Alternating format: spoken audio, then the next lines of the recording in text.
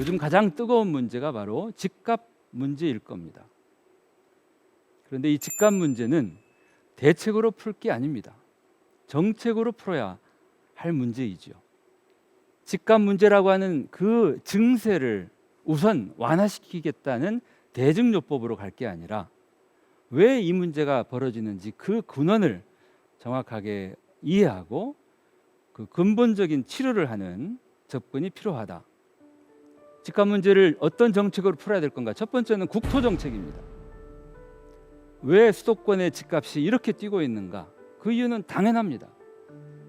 우리 인구 절반 이상이 수도권에 몰려 있고 계속해서 수도권으로 들어오고 있기 때문에 집값이 계속 올라가는 것이죠. 따라서 이 문제를 근본적으로 해결하기 위해서는 더는 수도권에 인구가 몰리지 않게 수도권에 있는 인구가 오히려 기껍게 지방으로, 비수도권으로, 농산어촌으로, 중소도시로 내려가서 더 행복하게 일하면서 살 수 있도록 국가가 균형 발전 정책을 최우선으로 펼쳐야 할 때입니다. 그런데 균형 발전 정책은 도외시하고 계속해서 수도권에 주택을 공급함으로써 이 문제가 과연 풀릴 수 있을까? 두 번째는 도시 정책입니다. 어느 도시나 그 도시의 도시 계획이 그 도시를 오래오래 지속 가능하도록 해주는 최소한의 보호 장치입니다. 그 도시 계획의 틀 안에서 주택 공급도 하고 개발도 하는 것이죠. 그런데 대한민국은 뒤바뀐 상태, 시장 후보들이 먼저 도시 계획을 깨겠다라고 하는 이야기들을 스스럼없이 하는 이런 상황. 역세권 고밀 개발도 용적률을 풀어서 할 게 아니라 지금의 용적률의 틀 안에서 얼마든지 할 수 있죠. 도시 정책들을 유지하면서 풀어야 되죠. 마지막으로 대한민국의 주택 정책의 약점이 두 가지입니다. 하나는 다주택을 가지고 있는 사람들이 그만큼 소득을 누리는 것에 대한 세금이 약한 거죠. 그래서 다주택을 가지고 있는 사람들에게 세금을 더 많이 걷어들이고, 두 번째는 우리들의 주택 정책의 가장 취약점이 공공주택의 부족입니다. 싱가포르 같은 나라는 공공주택 비율이 80%가 넘습니다. 그리고 대부분의 선진국들이 공공임대 사회주택의 비율이 25%, 30%, 35% 가까이 되는데 우리는 지금 10%도 안 되죠. 국민 모두가 내 집을 가지고 사는 나라는 없습니다, 지구상에. 이미 대한민국은 61% 국민이 자기 집을 보유하고 있는데 나머지 40% 국민들까지 영혼을 끌어들여서라도 집을 사라라고 정부가 재촉할 때가 아니라 지금 집이 없는 청년들에게 걱정하지 말고 우리가 사회주택을, 공공임대주택을 충분히 그리고 오래 평생 안심하며 살 수 있도록 제공할 테니까 걱정하지 마시라. 이런 공공부문 주택을 더 많이 공급하는 것, 이것이 주택정책에 우리가 해야 될 일이라고 생각합니다. 개발 시대는 크게 신개발, 재개발했던 크신재라면 재생 시대는 이제는 작게 고치고 채우는 방식으로 전환해야 됩니다. 재개발, 재건축, 뉴타운은 빅 프로젝트입니다. 빅 프로젝트는 빅 컴퍼니만이 딸 수 있습니다. 아주 큰 설계사무소가 그 일에 참여할 수 있고 아주 큰 건설회사 또는 엔지니어링 회사들만이 이 빅 프로젝트에 참여하죠. 결국 이 사업의 이익도 그분들이 다 가져갑니다. 재생시대에 집을 한 채 한 채 고치고 리모델링하고 이렇게 개발의 규모를 작게 쪼개면 그 일에는 동네의 작은 설계사무소도 참여할 수 있고 동네의 작은 건설회사, 자영업자들도 이 일에 참여할 수 있죠. 결국 우리 경제 생태계의 밑바탕을 탄탄하게 하는 것이 바로 재생 방식입니다. 잡고채입니다. 지금 가장 하지 말아야 될 게 저는 신도시라고 생각합니다. 수도권에도 또 지방에도 이제 더는 신도시를 짓지 말라. 과거 노무현 대통령 시절에 이 국토 균형 발전을 대단히 열정적으로 했습니다. 수도를 옮기겠다라고까지 했고 결국은 행정 중심 복합 도시에 그쳤지만, 그리고 서울과 수도권에 있던 많은 공공기관을 지방으로 이전했습니다. 그런데 아쉬운 점이 있습니다. 아쉬운 점은 왜 공공기관을 지방으로 이전할 때 신도시, 혁신도시를 지어서 옮겼을까입니다. 지방의 많은 도시들의 원도심은 텅텅 비어 있습니다. 제 고향 전주만 해도 도청이 빠져나간 자리 텅텅 비어 있죠. 굳이 완주에 혁신도시를 새로 지어서 중앙에 있는 기관들을 옮길 게 아니라 전주의 원도심으로 공공기관들을 집어넣었다면 원도심 재생도 함께 이룩할 수 있지 않았을까. 인구가 감소하고 새로운 신도시를 만들면 그 신도시를 채우느라 어디는 비게 되는 이 악순환이 바로 신도시의 문제입니다. 수도권의 신도시를 지으면 그 신도시는 100% 채워지겠지만 거기를 채우기 위해서 비수도권 지방 어딘가는 또 인구가 빠져나갈 겁니다. 악순환이죠.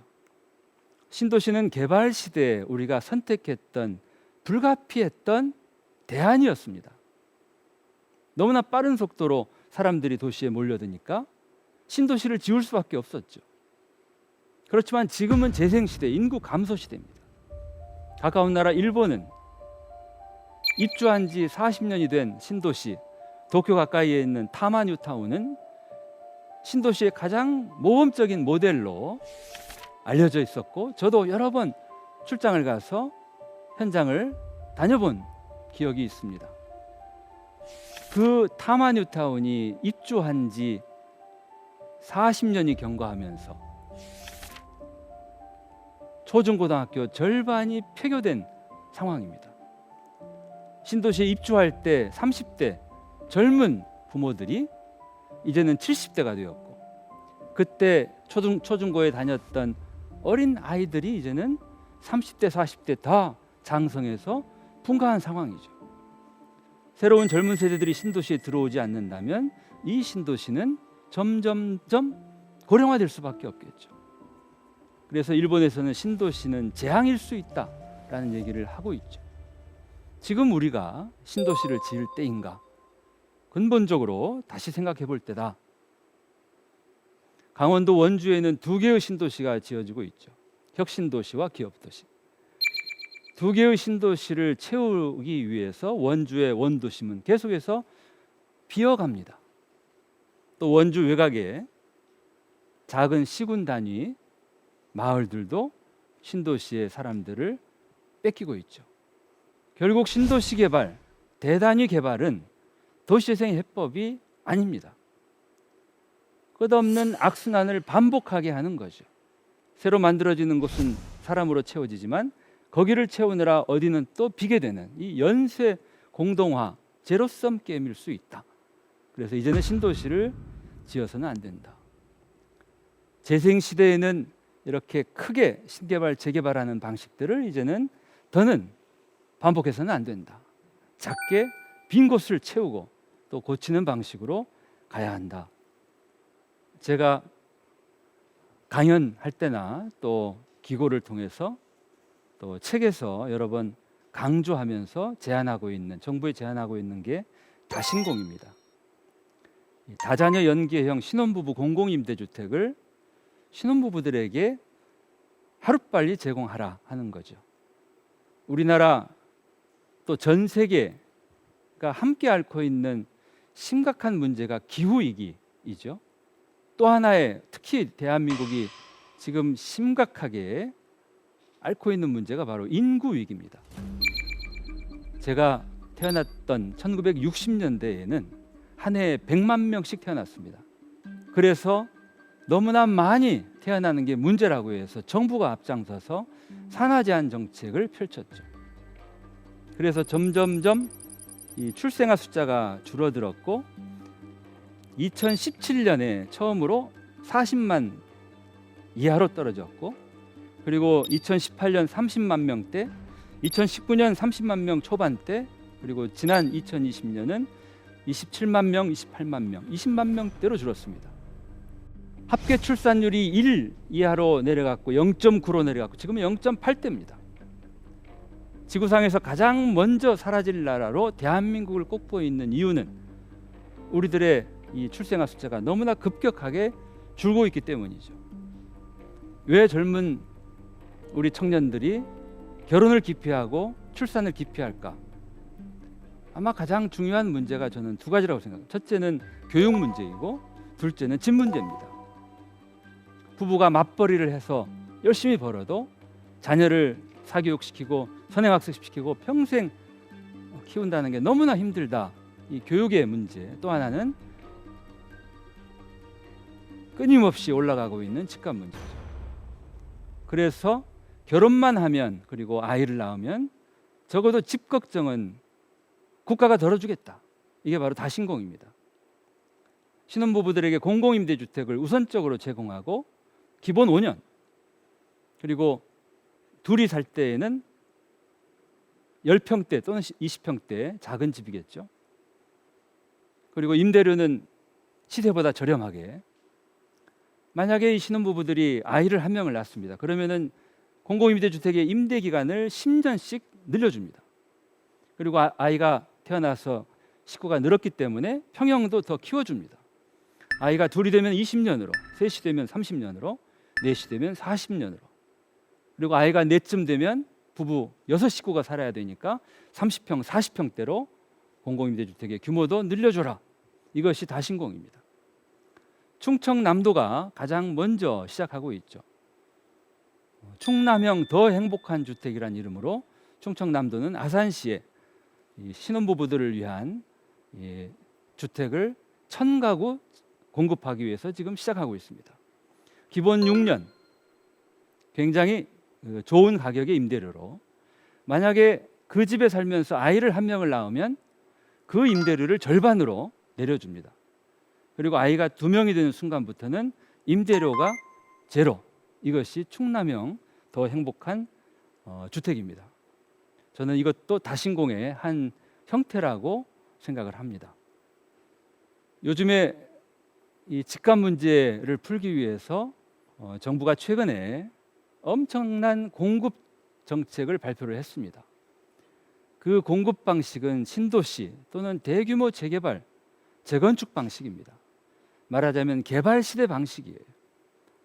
공급이 불가피하다면 재생 시대 방식으로 할 수 있다.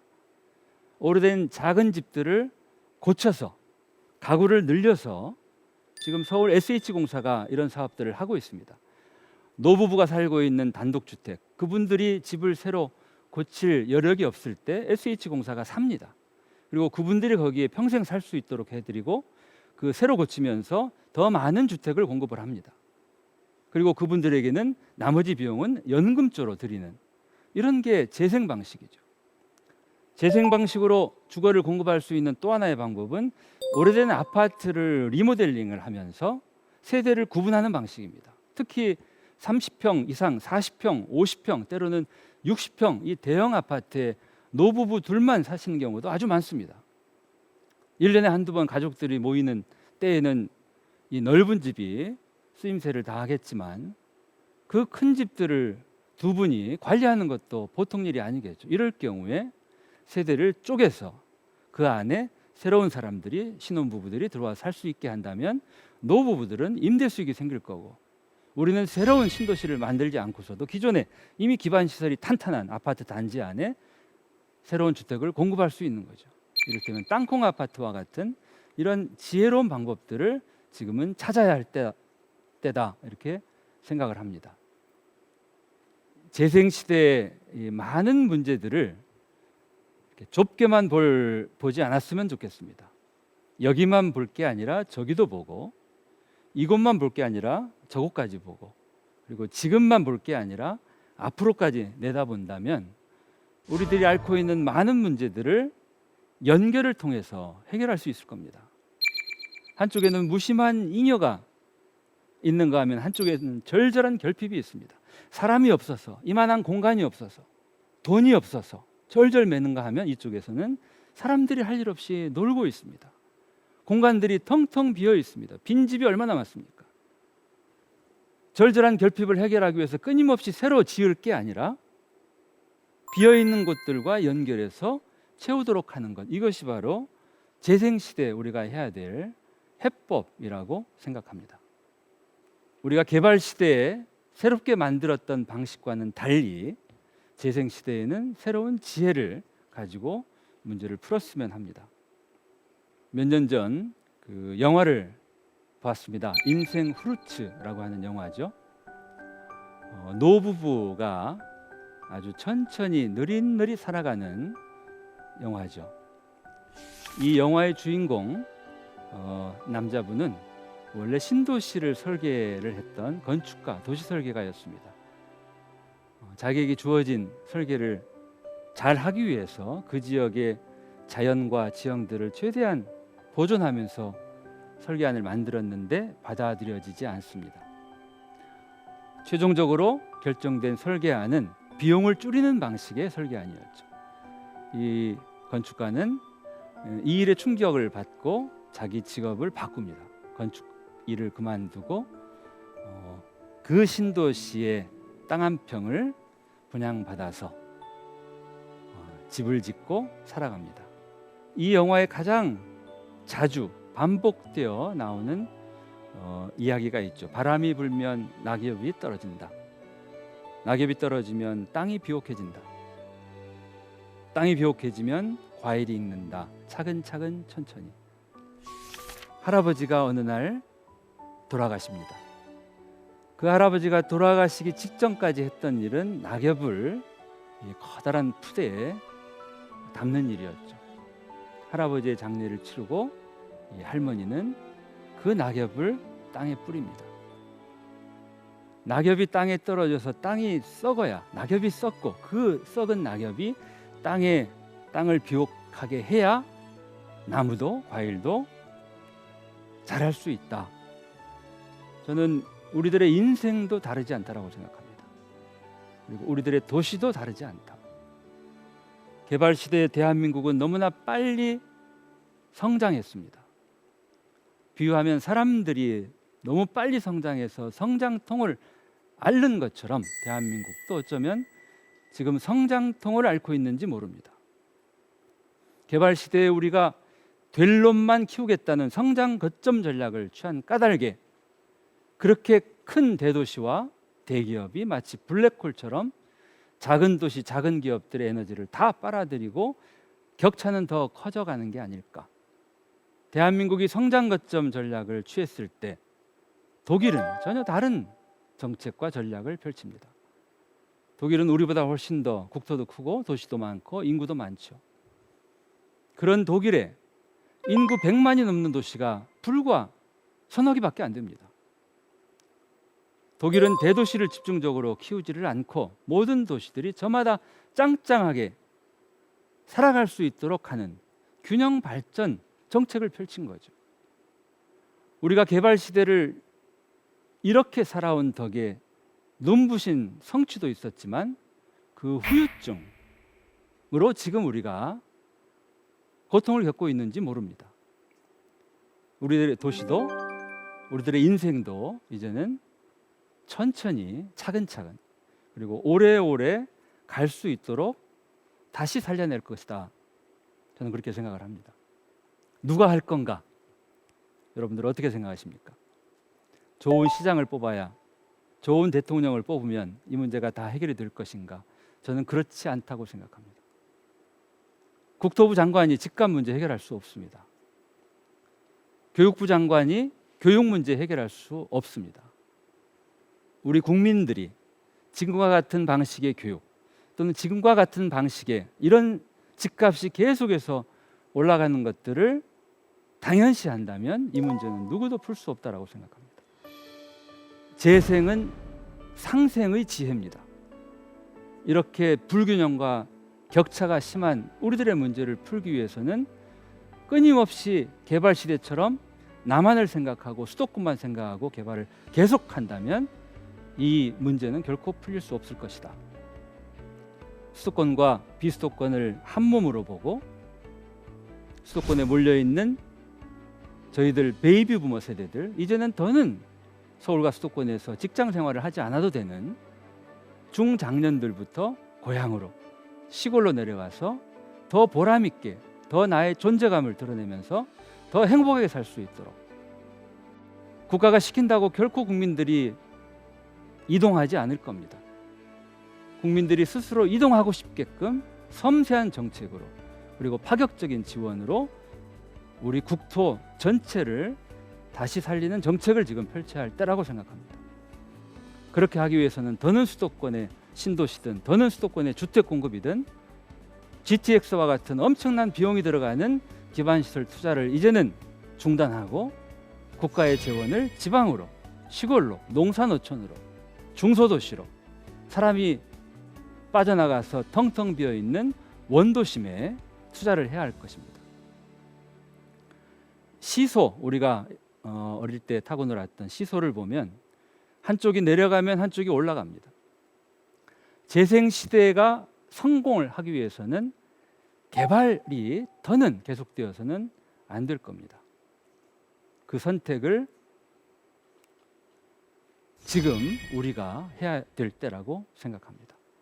그러면 상생, 우리가 다 함께 살아날 수 있을 것으로 생각합니다.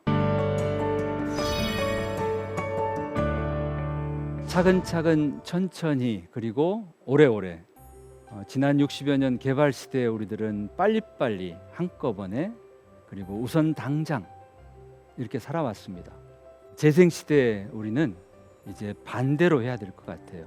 천천히 또 차근차근 그리고 오래오래 지속될 수 있도록 아마도 우리들의 삶터를, 우리들의 마을, 우리 도시, 또 우리 국토를 물건처럼 바라보지 않고 생명으로 본다면 아픈 우리들의 생명체 도시, 우리 국토를 어떻게 살려야 할까? 아마 그 길은 누구나 쉽게 알 수 있을 겁니다.